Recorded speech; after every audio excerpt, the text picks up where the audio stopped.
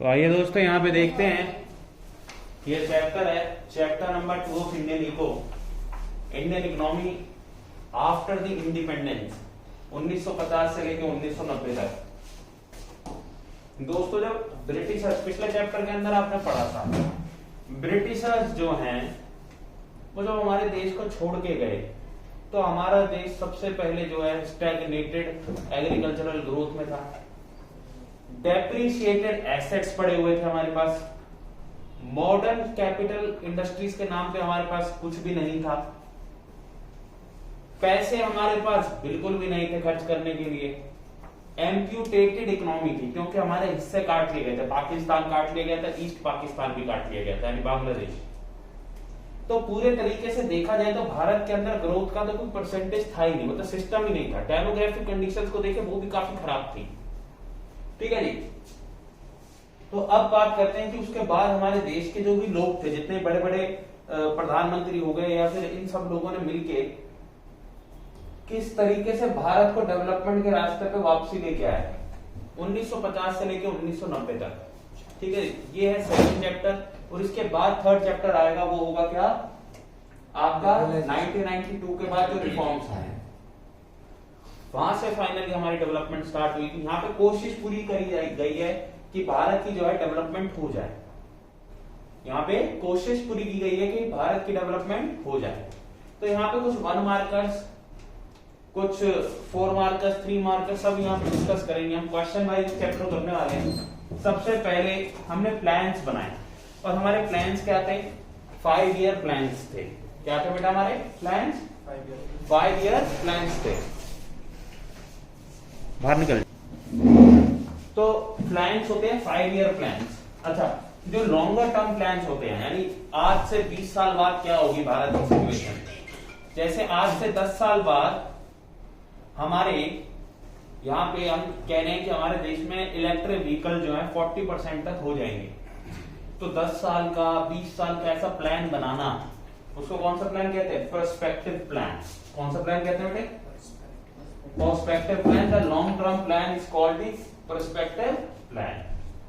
अच्छा, perspective plan का basis कौन से होते हैं? ये 5 ईयर प्लान्स, भैया इन 5 सालों में ये करेंगे, अगले 5 सालों में ये करेंगे, तो आने वाले 20 सालों में ये हो ही जाएगा। तो 5-5 साल वाले प्लान जो होते हैं वो बेसिस होते हैं हमारे पर्सपेक्टिव प्लान्स के, 5 ईयर प्लान्स। तो 1950 से हमारे 5 ईयर प्लान्स बनाने हमने चालू करे, 1950 से 1955 ऐसे हमने चालू किया 5 ईयर प्लान्स बनाना और उनको फॉलो किया। अच्छा जी भाई, who was the Pioneer in national planning? अगला क्वेश्चन आता है, who was the Pioneer in national planning? भाई सबसे पहले किसने स्टार्ट किया, किसने स्टार्ट किया है नेशनल प्लानिंग करना, ठीक है। और कहां से हमने ये प्लान चुराया है या फिर हमने लिया है? चुराया तो नहीं है, लिया है। We have borrowed this plan from where? It's from Soviet Union यानी कि रशिया बेसिकली। कहां से लिया बेटा? सोवियत यूनियन से। कहां से लिया? सोवियत यूनियन से हमने ये बोरो किया है और यही लोगों ने सबसे पहले स्टार्ट किया था 5 ईयर प्लान्स का ये कॉन्सेप्ट। 5 ईयर प्लान्स का ये कॉन्सेप्ट सबसे पहले किसने स्टार्ट किया था? सोवियत यूनियन ने। तो 3 क्वेश्चन अभी तक हम कर चुके हैं। सबसे पहले पर्सपेक्टिव प्लान यानी long term plans are known as perspective plan. इनके जो बेसिस होते हैं वो कौन से होते हैं? 5 ईयर प्लान्स। एंड हमने ये कॉन्सेप्ट नेशनल प्लानिंग का कहां से लिया? वो सोवियत यूनियन। हमने कहां से बोरो किया ये चीज? सोवियत यूनियन से। बहुत ही शानदार। आगे चले, याद हो गए? पक्की बात है, पूछ लूंगा भी। तो अब यहां देखेंगे बेटे,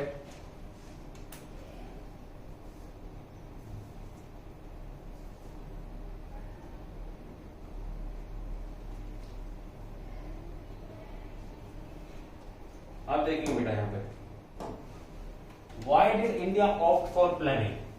इंडिया ने प्लानिंग क्यों ऑप्ट की, क्यों करना चाहती थी इंडिया प्लानिंग? तो मैंने अभी आपको बहुत सारे यहाँ पे एग्जांपल्स दिए कि इंडिया क्यों प्लानिंग अडॉप्ट करनी चाहती थी। तो after gaining independence the next most important step for the Indian government was to revive the poor. Revive का मतलब समझने की जरूरत नहीं हो, पबजी सबने कह लिया कि इनको दोबारा से जिंदा करना है। बैकवर्ड एंड स्टैग्नेंट इकोनॉमी, अभी मैंने बात करी कि हमारी इकोनॉमी कैसी थी बेटा? स्टैग्नेंट। स्टैग्नेंट का मतलब क्या है? रुकी हुई। जीडीपी 2% से बढ़ती थी। जब ब्रिटिश रूल था तब जीडीपी कितने परसेंट से बढ़ती थी? ग्रोस आउटपुट, टोटल आउटपुट 2% से, और पर कैपिटा आउटपुट 0.5% से। 2% से टोटल आउटपुट बढ़ता था ब्रिटिशर जब हमारे ऊपर रूल कर रहे थे उस टाइम पे, और पर कैपिटा आउटपुट कितना बढ़ता था बेटा? 0.5%। ऐसी ग्रोथ के साथ कहां जाते? कहीं नहीं जा पाते। ये दर्शाता है, ये बिल्कुल एकदम साफ साफ एविडेंट कर देता है इस बात को कि हमारी जो इकोनॉमी थी वो कैसी इकोनॉमी थी? स्टैग्नेंट थी, यानी उसमें ग्रोथ ही नहीं थी। हमको ग्रोथ चाहिए थी, जो कि हमने ब्रिटिश रूल से ली। So for the systematic and overall development of Indian economy, India opted for planning. या फिर आप ये आंसर लिख सकते हो कि India opted for economic planning through 5 year plan to achieve common goals of growth, modernisation, self reliance and equity. इनको detail में भी आगे हमारे पास पूरा क्वेश्चन है, उसमें समझाएंगे कि ये सारी चीजें हैं क्या। हमें ग्रोथ चाहिए थी, आपको पता है डेप्रिशिएटेड एसेट्स थे। कैसे एसेट्स थे हमारे पास? यानी कंपनीज वगैरह कैसी थी? डेप्रिशिएटेड थी। तो उनकी मॉडर्नाइजेशन चाहिए थी, सेल्फ रिलायंस चाहिए था कि अपने ऊपर निर्भर रहेंगे हम किसी से उधारी नहीं लेने वाले, एंड इक्विटी। फाइनल क्या था? 5वां पॉइंट, इक्विटी। क्लियर है बात? कि सबका बराबर डेवलपमेंट होगा, और इसको डिटेल में भी हम आगे क्वेश्चन में पढ़ने वाले हैं। तो why should plans have goals? हर प्लान के गोल क्यों होते हैं? क्योंकि planning is done to achieve some pre determined goals. हमने कुछ गोल्स बना रखे हैं, जैसे कि growth, modernisation, self reliance and equity, और उसको एक स्पेसिफिक टाइम पीरियड में हमें अचीव करना होता है। और बिना गोल्स के प्लानर्स को पता नहीं लगेगा ना किस सेक्टर ऑफ इकोनॉमी को ज्यादा डेवलप करना है। स्टार्टिंग में जैसे उन्होंने एग्रीकल्चर पे ध्यान दिया, इंडस्ट्रियलाइजेशन पे ध्यान दिया, जब एग्रीकल्चर और इंडस्ट्रियलाइजेशन अच्छा खासा डेवलप होने लगे तो उन्होंने थोड़ा हेल्थ सेक्टर पे ध्यान दिया, एजुकेशन सेक्टर पे ध्यान दिया। आज की डेट में मोदी साहब क्या कर रहे हैं? हेल्थ और एजुकेशन को बहुत ज्यादा ध्यान दे रहे हैं। कोरोना टाइम पीरियड में आपके हेल्थ सेक्टर को ज्यादा ध्यान दिया जा रहा है। तो हर साल चेंज करते, मतलब हर 5 साल में चेंज कर सकते हैं, ठीक है ना? पर गोल्स होंगे तभी तो पता लगेगा कि हमें किस सेक्टर को डेवलप करना है। हमारा गोल क्या है? हमारा गोल है कि हम अपने देश के अंदर जो है मेडिसिन में सेल्फ रिलायंस लेके आना चाहते हैं कि सारी मेडिसिन इंडिया में ही बने। हम चाहते हैं, हमारा नेक्स्ट गोल है कि हम जो है ना सब सुपर पावर बनना है। तो सुपर पावर बनने के लिए फॉरेन एक्सचेंज बहुत सारी चाहिए, तो फिर उसके लिए कुछ आपके बनेंगे कि हमारे देश के अंदर हम इंफ्रास्ट्रक्चर को डेवलप कर रहे हैं ताकि बाहर से बहुत सारी कंट्री यहाँ पे आए, तो कंट्री जो है यहाँ पे इन्वेस्टमेंट करें। और हम भी कुछ नई नई इंडस्ट्रीज को डेवलप कर रहे हैं, स्किल डेवलपमेंट कर रहे हैं, ताकि हम भी मैक्सिमम चीजों का उत्पादन यानी आउटपुट प्रोड्यूस कर सके इंडिया में, ताकि बाहर के देश हमसे खरीदे। तो इसी के प्रोसेस के थ्रू हम सुपर पावर बन सकते हैं। ऐसे कुछ प्रोसेस है। तो why a choice has to be made in each 5-year plan about which of the goals is to be given primary importance? ये वही है बेटा, हर चीज तो आप एक बार में नहीं कर सकते, हर चीज तो एक बार में नहीं कर सकते, क्योंकि आपके पास रिसोर्सेज कैसे हैं? लिमिटेड है। लिमिटेड रिसोर्सेज के कारण आप हर चीज को तो एक साथ नहीं डेवलप कर सकते, आपको थोड़ा थोड़ा इंपॉर्टेंस हर जगह देना पड़ेगा, ठीक है ना बेटा? Because of the limited resources. इसके बाद क्वेश्चन हमारे पास आता है, what is meant by the structural sectoral composition of economy? तो composition made by each sector.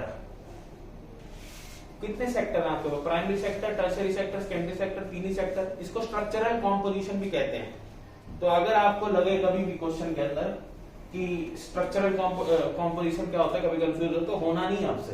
Structural मतलब सेक्टोरल कॉम्पोजिशन, यानी प्राइमरी, सेकेंडरी, टर्शियरी के बारे में पूछ रहा है वो। क्लियर बात? तो namely the agriculture, industrial and the service sector, यही आपकी स्ट्रक्चरल कॉम्पोजिशन बनाती है, ठीक है भाई? ये आपकी क्या बनाती है? कॉम्पोजिशन, स्ट्रक्चरल कॉम्पोजिशन बनाती है। तो आइए दोस्तों आगे देखते हैं।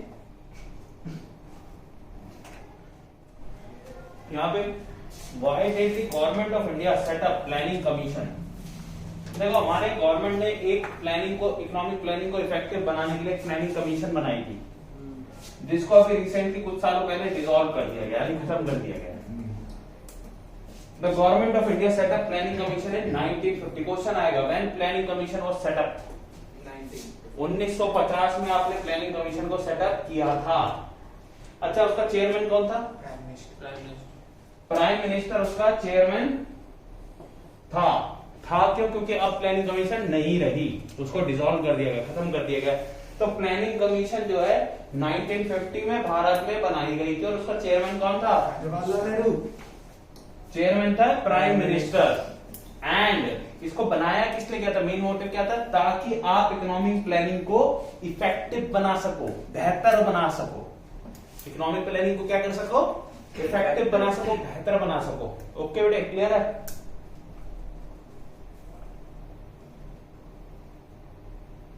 इसके बाद देखेंगे बेटे,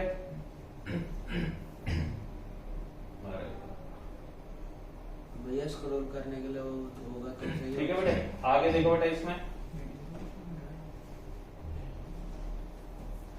ऐसे होती है। The purpose of the commission was to carefully assess the human and physical resources of the country, कि हमारे पास कितने तो लोग हैं काम करने वाले और कितने हमारे पास फिजिकल रिसोर्सेज हैं। ह्यूमन एंड फिजिकल रिसोर्सेज को देखना है, असेस करना है एंड उनके हिसाब से प्लान्स बनाने हैं for the effective use of resources, का बेहतरीन इस्तेमाल करने के लिए। ठीक है भाई, इनका एक बहुत ही प्रॉपर इस्तेमाल करने के लिए हमें ये बनाया गया।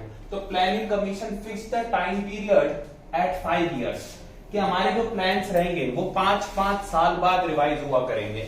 यानी एक प्लान बनाएंगे, हम उसको फॉलो कितने साल के लिए करेंगे? 5 years के लिए फॉलो करेंगे। Which begin the era of 5-year plans. Clear है बात? तो अभी तक हमें जो मेजरली याद करने वाली जो डेट आई है वो क्या आई है कि प्लानिंग कमीशन कब सेटअप हुई? 1950 में। और इसको याद करने के लिए कोई परेशानी वाली बात नहीं, क्योंकि चैप्टर का नाम क्या है? Indian economy 1950-1990। तो वो 1950 इसी की स्टार्टिंग है। क्लियर है बात? आइए दोस्तों, और इसका चेयरमैन कौन था? Prime minister. What are the common goals of planning in India till 2017? अब 2017 क्यों लिखा गया यहाँ पे? भाई 2017 में ही डिसॉल्व हुई है हमारी प्लानिंग कमीशन। ठीक है जी। अब इसके और भी कैसे क्वेश्चन आ सकते हैं? Discuss briefly the rationale behind growth with equity और equity with growth as planning objectives for Indian economy. Question बहुत इंपॉर्टेंट है। Discuss briefly rationally behind choosing modernisation as planning objective, और why was it necessary for a developing country like India to follow self lines? मैंने अभी आपको पीछे हम बता रहे थे कि प्लानिंग क्या होती है, तो हमने कहा कि हमारी जो प्लानिंग थी उसमें 4 गोल्स हम ले रहे थे: growth, modernization, equity and self reliance. तो अलग अलग भी पूछ सकता है और एक साथ भी पूछ सकता है। ठीक है जी। अब देखो दोस्तों, यहां पे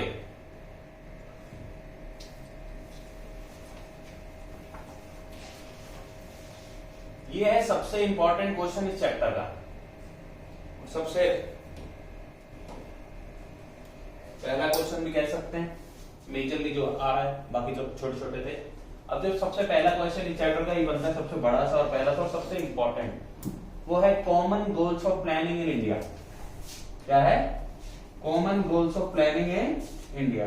तो सबसे पहला गोल जो है वो है ग्रोथ। सबसे पहला गोल क्या है? ग्रोथ। सबसे पहला गोल क्या है भाई? ग्रोथ। हम ये चाहते थे, क्योंकि जैसे कि मैंने आपको बताया चैप्टर 1 के अंदर हमने क्या पढ़ा था बेटा? चैप्टर 1 के अंदर हमने पढ़ा था कि इंडिया का जो ब्रिटिश रूल के टाइम पे ग्रोथ रेट था, यानी टोटल आउटपुट का जीडीपी का ग्रोथ था, वो 2% था और पर कैपिटा 0.5% था। एम आई करेक्ट और नॉट? क्लियर हूं? पैसों की बात करें तो इंडिया में कोई पैसे वैसे भी खास नहीं पड़े हुए थे, डेप्रिशिएटेड एसेट्स थे, इन सबसे ग्रो करना मुश्किल था। अच्छा, अब ग्रोथ का मीनिंग अब आपको पता क्या है? It refers to increase in the country's capacity, Bharat की कैपेसिटी। देखो अभी क्या करते हैं हम, एग्रीकल्चर का हमारे पास मान लो 10 एकड़ लैंड है, हम 10 एकड़ लैंड में 1 टन सामान बना पाते हैं। अब यही अगर 10 एकड़ लैंड में हम 3 टन सामान बना सके तो वो ग्रोथ होगी कि नहीं होगी? या फिर हमारे पास क्या है, 10 एकड़ लैंड में हम यूज ही 5 एकड़ लैंड कर पाते हैं, 5 एकड़ लैंड और यूज करने लग जाए, उससे हम 6 टन सामान बनाने लग जाए, तो ग्रोथ होगी कि नहीं होगी? तो इंडिया की कैपेसिटी बढ़ाना सामान प्रोड्यूस करने की। पहले मान लो भारत देश के अंदर जो है ना, एक प्रोडक्ट मान लीजिए, कोई भी प्रोडक्ट है, मान लो आयरन शीट्स बन रही हैं, तो दिन में मान लो 5 टन सामान ही बन पाता था। आज वही हमारा 500 टन बनता है। क्यों? क्योंकि मशीन्स आ गई। पहले हमारे यहाँ सीमेंट जो था वो टोटल मान लो हमारे यहाँ पे 2000 कट्टे बन पाते थे, आज वही हमारे 2 लाख कट्टे बन पाते हैं। क्यों? क्योंकि इंडिया में ग्रोथ हो चुकी है, मशीन्स आ चुके हैं, तो इंडिया की कैपेसिटी बढ़ाई गई। ठीक है ना? तो ग्रोथ क्या होती है? कंट्री की कैपेसिटी बढ़ाना, तो ये बढ़ानी जरूरी थी। क्यों? क्योंकि अभी मैंने बताया ब्रिटिशर्स के टाइम पे हमारा टोटल आउटपुट जीडीपी का कितने रेट से बढ़ रहा था? 2% से, और पर कैपिटा आउटपुट 0.5% से। बेटा ये मैं इतनी बार इसलिए बोल रहा हूँ ताकि दिमाग में सेट हो जाए, क्योंकि वन मार्कर कुछ भी आ सकता है, कोई भी डेटा पे बेस्ड वन मार्कर आ सकता है। तो इतनी बार इसलिए बोल रहा हूँ ताकि आपको याद हो जाए। ठीक है जी? तो ग्रोथ का मतलब क्या है? It refers to increase in the country's capacity. Country की जो कैपेसिटी है उसको बढ़ाना है। कंट्री की कैपेसिटी को क्या करना है बेटे? बढ़ाना है। To produce the output of goods and services within the country. Country के अंदर आउटपुट की कैपेसिटी को बढ़ाना है, ज्यादा से ज्यादा प्रोड्यूस कर सके। और वो कैसे पॉसिबल है? हमें अपने मॉडर्नाइजेशन लानी होगी। ठीक है ना? ग्रोथ मॉडर्नाइजेशन से आती है। ठीक है भाई? मॉडर्न इक्विपमेंट हो गए। और कैसे आ सकती है? हम अपने जो घटिया रिसोर्स मतलब कि जो सामान हमारा वेस्ट हो रहा है उसको भी अच्छे यूज कर सकते हैं। ठीक है ना? जो भी हमारा खाली पड़े हुए सामान है उसका इस्तेमाल कर सकते हैं। खाली लैंड पड़े हुए वहां पे फैक्ट्रीज लगा सकते हैं, बाहर के देशों से इन्वेस्टमेंट मंगा सकते हैं। देयर आर मल्टीपल वो। तो ग्रोथ का मतलब क्या है कि या तो larger stock of productive capital का, इसके लिए सबसे इंपॉर्टेंट अभी जो हो रहा है larger stock of productive capital के लिए मैं आपको बताता हूं। हमारे देश में मोदी साहब क्या कर रहे हैं? आईआईटी लगा रहे हैं, आईआईएम बना रहे हैं। क्यों बना रहे हैं? ताकि हमारे देश में प्रोडक्टिव कैपिटल बन सके। हमारे देश में क्या बन सके? प्रोडक्टिव कैपिटल बन सके। ठीक है ना? ज्यादा से ज्यादा लोग होंगे काम करने वाले, जिनके पास अकल भी होगी काम करने की, वो अपने बिजनेस खड़े कर पाएंगे। बिजनेस खड़े करने से क्या होगी? एम्प्लॉयमेंट बढ़ेगी, और एम्प्लॉयमेंट बढ़ने से क्या होगा बेटे? भारत देश की जीडीपी बढ़ेगी। क्लियर बात? और a larger size of supporting services like transport and banking. आज भारत में बैंकिंग सेक्टर बहुत बड़ा सेक्टर बनता जा रहा है। ट्रांसपोर्ट के लिए इंफ्रास्ट्रक्चर आप देख रहे हैं, हर जगह पुल बन रहे हैं, हर जगह दुनिया भर की रोड्स बन रही हैं, नई नई ट्रेन्स को भारत देश में लाया जा रहा है, बहुत सारी चीजें करी जा रही है। एम आई रॉन्ग? नो, हम बिल्कुल क्लियर है, ये सब भारत देश में हो रहा है। क्लियर है बात? क्लियर हूं मैं? तो ठीक है। और neither in the efficiency of the productive capital. देखो भाई, हमारे यहाँ एक आदमी पूरा दिन काम करता था, 10 यूनिट प्रोडक्ट बना पाता था। आज नई मशीन्स आ गई, तो वही आदमी आज 50 यूनिट प्रोडक्ट बना पा रहा है। तो फायदा किसका है? हमारा है। आदमी एक ही लगा, मशीन आने से वो 50 यूनिट बनाने लग गया। तो क्या हुआ? उसकी एफिशिएंसी बढ़ गई। क्या बढ़ गई? एफिशिएंसी। तो ग्रोथ का मतलब क्या होता है बेटे? पहला मतलब क्या हुआ ग्रोथ का मतलब?